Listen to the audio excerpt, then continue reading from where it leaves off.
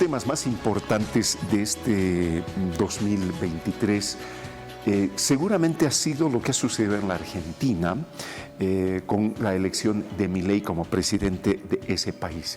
Ahora digo singular porque Milei gana primero.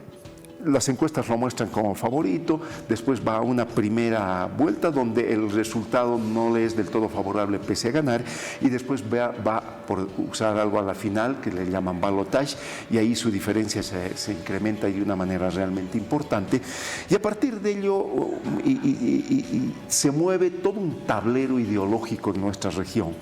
De intentar entender cómo se mueve este tablero ideológico es de lo que vamos a hablar hoy, y nuestro invitado para ello es Eduardo Parrada, docente de nuestra universidad, hombre vinculado a la academia y al análisis. Así que, Eduardo, muchísimas gracias, bienvenido. Un gusto, Omar, compartir nuevamente cartas sobre la mesa para temas prácticamente estratégicos para la región, donde Bolivia es parte sin duda importante. A ver, yo quisiera primero entender, Eduardo, en todo este último tiempo ha habido una arremetida muy fuerte de lo popular en nuestra región. En algunos casos el debate es si es lo popular o si es el populismo. Muchos prefieren utilizar como populismo, otros prefieren, cada uno tiene sus propios conceptos. Y esto articularlo al socialismo del siglo XXI. Primero yo quisiera que nos bosquejes esta primera diferencia y cómo debemos entender el socialismo del siglo XXI. Bueno, lo que ha ocurrido en las últimas 2 décadas en América Latina, un conjunto de cambios muy fuertes, sobre todo frente a lo que ocurría en el siglo XX, y estas transformaciones han significado sobre todo un distanciamiento con Estados Unidos, por una parte, que ha significado cambios internos también, y por otra parte la posibilidad de una perspectiva de integración regional, ¿no? Con sus avances y sus retrocesos, pero que ya marcan las nuevas características del siglo. Si a eso sumamos la multipolaridad, que prácticamente ya es una realidad, ¿no? La emergencia china, rusa, de Medio Oriente, de Turquía, de Irán, la Unión Europea, entonces la posibilidad de integración de América Latina se veía y se ve todavía con mucha expectativa. Eso es lo que estamos viendo hoy hacia el año 24 en relación al Mercosur, en relación a la CELAC y en relación a las posibilidades de negociaciones, diríamos, entre bloques continentales, ¿no? Y esa es la perspectiva que estamos viendo. Ahora, en este proyecto integrador ha habido una acción muy contundente de los sectores populares. Es decir, este proceso de integración está ligado a la movilización popular, con sus distintas características de acuerdo a los países, ¿no?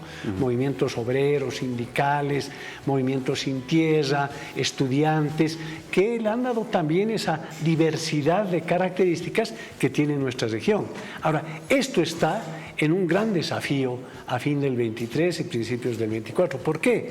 Porque en este año se han producido hechos muy relevantes, el tema de las elecciones de segunda vuelta en Ecuador y el triunfo de Milei, que ya está emprendiendo un proyecto totalmente claro de una visión conservadora y de alienación directa y alineación directa con Estados Unidos y el Fondo Monetario Internacional. Qué interesante lo que planteas.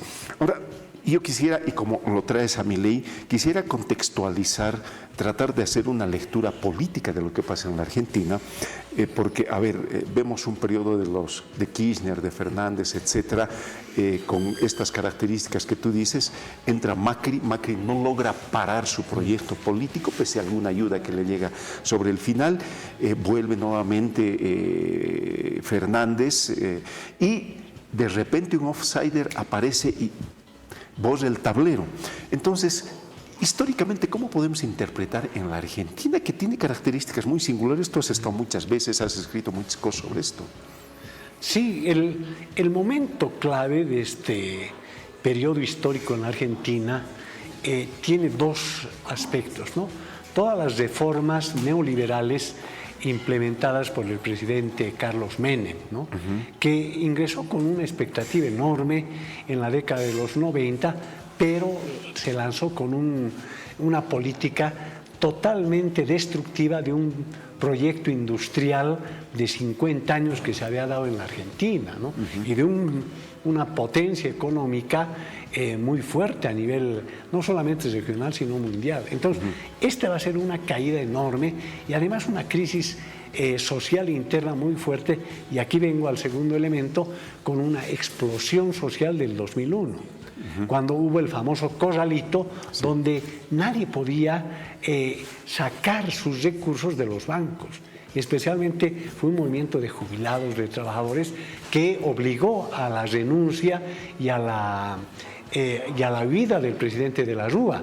Ahí cambia el contexto argentino, viene el proceso nacional popular de los Kirchner, ¿no?, que recuperan muchos procesos de redistribución económica, ¿no?, importantes avances sociales en salud, en educación, se crean una gran cantidad de universidades en todas las regiones de la Argentina y con una matrícula muy grande, ¿no? Y gana Macri, ¿no?, el año 2015 y el 16, va a llevar adelante un proyecto otra vez de neoliberalización, pero muy limitado. Pero aquí viene lo interesante. Macri hace una alianza muy fuerte con el proyecto contrario a la integración latinoamericana. Ahí prácticamente se destruye UNASUR, ¿no? Sí. Prácticamente el Mercosur queda congelado y recibe 40.000 millones de dólares, ¿no?, el año 2019 para ganar esas elecciones. Y esos 40.000 millones de dólares prácticamente van a los paraísos fiscales y pierde la elección. Entonces viene un gobierno débil de Fernández, ¿no?, que no logra revertir, ¿no?, esa crisis, sino muy limitadamente. Y nos encontramos ya con la emergencia de un Javier Milei con un discurso radical, provocador, enfrentando prácticamente muchos aspectos que ya se habían posicionado: derecho al aborto, derechos laborales, estabilidad laboral, educación democrática, salud ampliada, y prácticamente todo eso se va perdiendo con las primeras medidas que él ya va tomando. Ahora, pero ¿cómo puedes entender, Eduardo, que haya tenido un apoyo? Porque el apoyo que tiene no es poco. Es decir, al margen de lo que significó obviamente la primera vuelta, pero en esta segunda vuelta no es poco el apoyo. Gana holgadamente ese gobierno. Sí, es decir, el pueblo está consustanciado con la necesidad de llevar a cambios adelante. Lo que yo veo es que en los sectores conservadores, sobre todo el de Macri y de Juntos por el Cambio, que sacaron alrededor de 25 puntos en la primera vuelta, más los 30 puntos de Milei en la primera vuelta frente a los 36 que había sacado Massa, prácticamente la unificación de Juntos por el Cambio y la Libertad Avanza, es decir, el grupo de Macri y el grupo de Milei, se consolidan y tienen votaciones muy poderosas regionalmente, en Córdoba, en Mendoza, y prácticamente ganan, excepto en 2 o 3 espacios geográficos de la Argentina. Entonces, hay un apoyo y sobre todo, y esto es lo que llama la atención, y es para el análisis más profundo, un gran apoyo de la juventud y de la juventud popular. Es decir, los barrios más alejados, los periféricos, con una juventud muy activa para apoyar a Milei. ¿Por qué? Porque Milei tiene un discurso muy radical, que se vaya a la casta, pero al mismo tiempo ha armado ya su gobierno con la casta, ¿no? Sí. El ministro que había endeudado con 40.000 millones de dólares con Macri, ahora es el ministro de Economía. El ex asesor de Luis Caputo ahora es presidente del Banco Central, y bueno, ahora están llevando adelante lo que llaman el proyecto del decreto ómnibus, con una cantidad de medidas, un paquete que lo van a ir implementando de una manera muy activa. Ahora, en el marco de esa perspectiva, ¿qué nivel de influencia? A ver, todavía los gobiernos populares y el socialismo del siglo XXI todavía tiene una presencia fuerte. Digo yo, Brasil, México son los 2 países probablemente más fuertes, pero ahí no dejas de nombrar a Chile, etcétera, etcétera. ¿Qué ¿qué puede significar la presencia de Milei con toda esa perspectiva, ese discurso? Porque además no ha sido como otros presidentes o como Macri, etcétera. Milei ha ido con un discurso totalmente abierto y radical, sin esconder cosas, además con la radicalidad más grande. Claro, llama la atención que de esa radicalidad al ejercicio del poder comienza a hacer un cambio, es exactamente al revés. Entonces, ¿qué posibilidades de irradiación de ese sentido de construcción latinoamericana basada en el liberalismo, no, ni siquiera construcción latinoamericana, sino ese sentido de visión ideológica, puede ser permeada al resto de los países?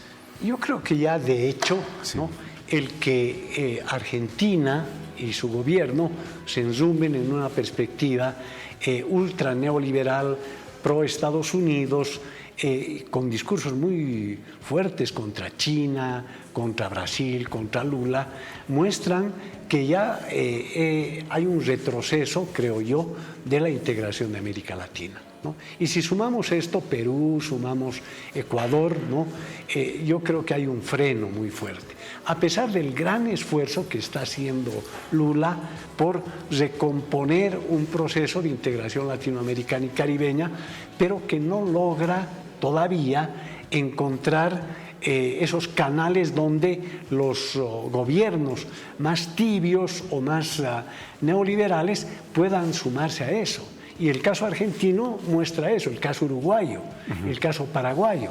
Ahora, el intento de reforzar un proyecto antiimperialista, nacionalista, latinoamericano, regional, está presente, pero está debilitado. Ahora, depende mucho de Brasil, que es una potencia mundial, está en el BRIC, acaba de entrar a la OPEP, más un número mayor de miembros, y México, que ha tenido un importante avance, pero el gobierno de México, a pesar de mostrar una gran solidaridad latinoamericana, es también muy cuidadoso de su relación con Estados Unidos. Entonces, yo veo que este año que se aproxima va a ser un año muy difícil, ¿no? Porque además vamos a tomar en cuenta que va a haber un desenlace de la guerra de Ucrania, va a haber un desenlace de la crisis en Medio Oriente, por tanto el reacomodo de fuerzas va a ser interesante. Y sí, y aquí acabo esta parte, tenemos elecciones en Estados Unidos a fin del 2024. Trump vuelve a aparecer y Biden, el actual presidente, pretende ir a la reelección, pero con muchas dificultades individuales, biológicas y políticas. Qué terrible. En el otro ámbito, ¿qué influencia podría tener la gestión de Milei en la Argentina para el resto de la región? Porque Macri no ha podido lograr, le toca el turno a Milei, lo que quiere decir que en esa sociedad argentina se sienten los elementos de una crisis muy fuerte, porque yo me imagino que la crisis es lo que motiva este resultado. Milei ha conseguido ya recursos anticipadamente, le han comprometido 30.000 millones, entonces está avanzando con una cosa que no consiguió Macri. Macri casi sobre el final consigue, Milei está consiguiendo casi de entrada. Sí, ha viajado a Estados Unidos, tiene contactos importantes con el orden bancario financiero internacional, pero a condición de los ajustes internos. Y esto él lo ha dicho, ¿no? En este proceso van a prácticamente sufrir una crisis cada vez más profunda los sectores más populares. Por tanto, él en ese sentido está traicionando a quienes han confiado en él, pero al mismo tiempo tiene, entre comillas, la sinceridad de decirles: no, vamos a vivir por lo menos 2 años de una grave crisis y de ahí vamos a salir adelante. ¿Por qué? Porque va a comenzar la privatización, ¿no? Van a bajar los recursos para salud, para educación, ¿no?, para ciencia y tecnología, se han reducido los ministerios, tiene que reducir, y eso se ha planteado ya, el déficit fiscal, que es altísimo. ¿Para qué? Para hacer una austeridad que implica efectos sociales, como tú lo sabes como economista, que son muy duros y muy fuertes, pero tiene él de alguna manera una cobertura política a nivel de los gobernadores de importantes provincias, tiene una relativa mayoría congresal y bueno, tiene ese voto en el que él confía que lo va a seguir respaldando.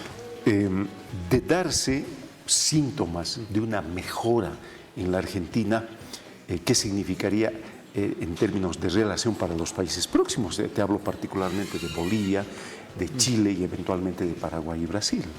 Claro, la influencia con los países limítrofes, vecinos, siempre va a ser una relación muy intensa, ¿no? Particularmente con el nuestro, porque nos interesa y eso. con Brasil, ¿no? Sí. Pero ya la tensión con Brasil es muy fuerte, entonces ahí hay una dificultad muy fuerte regionalmente. Ahora, con Bolivia hay una relación histórica con Argentina, hay casi 1 millón de bolivianos en la Argentina, ¿no?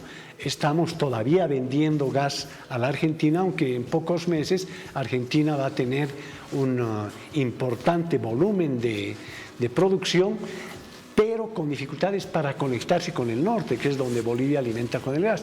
Pero al mismo tiempo en Bolivia se necesita impulsar un proyecto o proyectos para activar la exploración y explotación de gas, ¿no?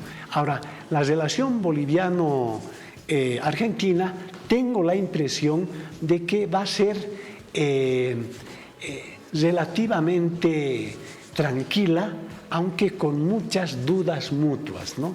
Porque Milei es muy crítico de toda posición que sea nacionalista o proteccionista, ¿no? Sí. Y el gobierno boliviano y el proceso boliviano es también muy reacio a las reformas neoliberales o ajustes sociales que son muy negativos para la mayoría de la población. Nuestra relación comercial es significativa con el Brasil y esa relación va a sufrir importantes remesones, porque de lo que se trata en la Argentina van a intentar liberalizar precios, volúmenes. Milei tiene el concepto claro de que el comercio internacional es una relación de privados, no es relación política ni relación diplomática, es una relación privada. Sí, lanzó esa consigna, sin embargo, pues sus propios asesores han mostrado muchas dudas de que pueda ser así, porque todo convenio, todo pacto, todo acuerdo pasa por la política estatal. Ahora, su política estatal es liberalizadora totalmente, es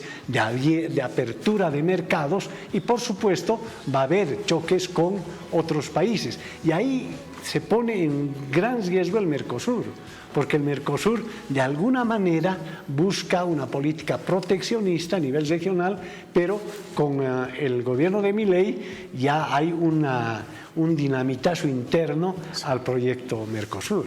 ¿Ves en riesgo real la pervivencia de los procesos populares en la región y la fortaleza del socialismo del siglo XXI? Yo creo que en el caso de Venezuela, Cuba, Nicaragua, se han fortalecido mucho. Yo creo que después de una arremetida muy fuerte de los bloqueos económicos, han conseguido reubicar sobre todo Venezuela y Nicaragua con relaciones diversificadas de tipo económico y comercial. Entonces, están con mayor aire, y Brasil, que es una potencia económica en sí misma, es un continente, ¿no? Ahora, estos países y Bolivia creo que todavía mantienen esta línea, pero ya la posibilidad de una integración mayor, tomando en cuenta incluso a México y a Colombia, con este freno que se da con Argentina, va a ser mucho más dificultoso, un proceso que ha sido muy exitoso en los primeros 15 años de este siglo. Hacia adelante va a ser un poco más dificultoso, aunque en un contexto mundial muy crítico y muy dinámico, que es lo que hay que esperar que viene. Eduardo, muchísimas gracias como siempre por la gentileza. Gracias, Omar. Muchísimas gracias. Eduardo Parrada, docente universitario, analista de este tipo de temas, nos ha acompañado y claro, va a ser bueno ir reflexionando recurrentemente sobre estos y otros tópicos que consideramos importantes. No son de corto plazo, son análisis que tienen que ver con la dinámica regional en el mediano y largo plazo.